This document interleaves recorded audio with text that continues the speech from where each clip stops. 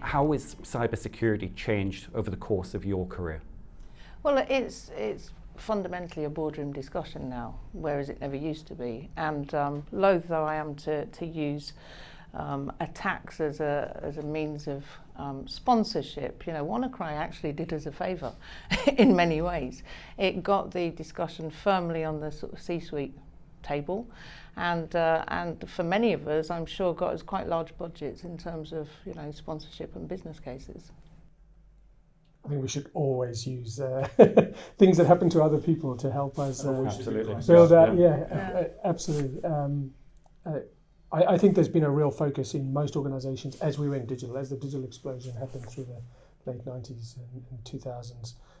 Every company had to really focus on that security piece, because we've seen some organizations go out of business. WannaCry took some organizations out, and we don't want to be there. In Formula One, we saw a Formula One team not able to run their cars because of a ransomware that took them out for a whole day while they recovered. So it can stop our business. So we take it very seriously. Yeah, I think the same for us, and I echo those points.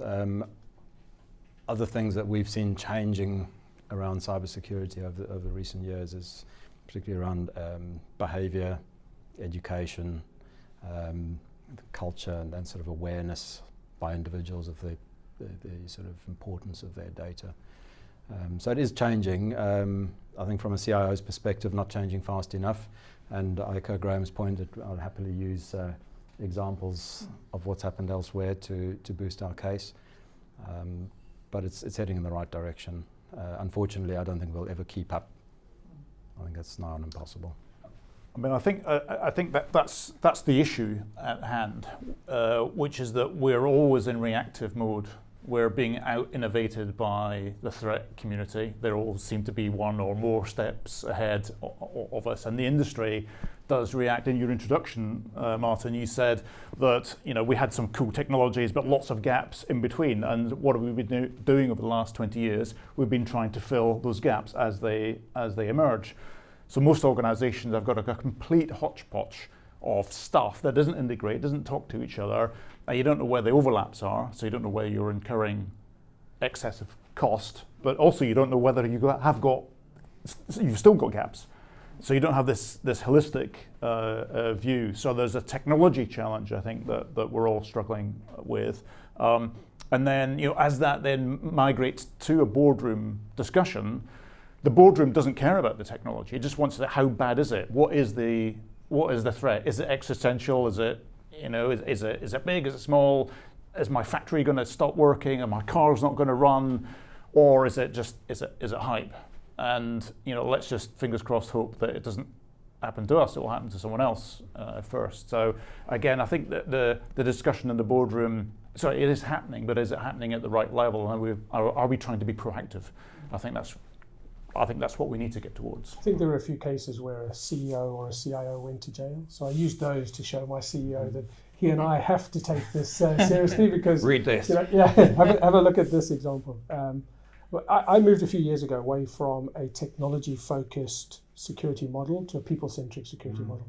And we really felt, instead of treating our fellow employees and the staff of the organization as the biggest threat, actually they are our first line of defense and probably our last line of defense. And I meet with every new starter on their first day in at Williams, and I tell them this: you're going to help us to protect Williams and to protect our customers, and you're the most important part of it. Because WannaCry did get in to our organization, but the person that received it on an email thought this doesn't look right and didn't run it. And so although we've improved the technology over the last 6 years, and all the partnerships we've done, we feel that we are almost at the forefront of defense, but it's not enough, because they, as Duncan said, it constantly evolves and changes. And the biggest threat we're seeing right now is phishing attacks. Yeah. And in fact, sorry, I'm interrupting you, but just picking up on all of those points, I think you're absolutely right. I think it's a continual race between good and evil. And what we're seeing now is the evolution of social engineering and phishing attacks. So we're starting to see artificial intelligence being used. I think there was a case recently of a CEO of an engineering company in the UK who had his voice simulated through artificial intelligence, made this AI made a phone call to his CEO in Germany somewhere and resulted in 220,000 euros being transferred.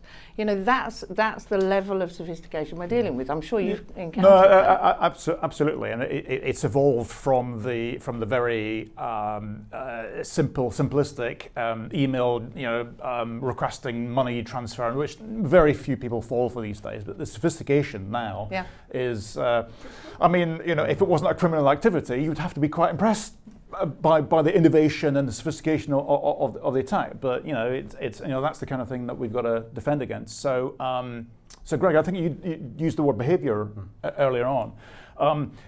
The question is it normal behaviour for your CEO to send a note to someone in Germany saying transfer? If it's not, why are we doing that?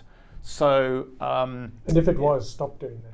Well, okay. So, well, exactly. So, try and get proactive. Yeah. Is this normal behaviour for this person? First of all, that looks a bit odd. So maybe we should just maybe not stop it, but check it first, because you don't want to get.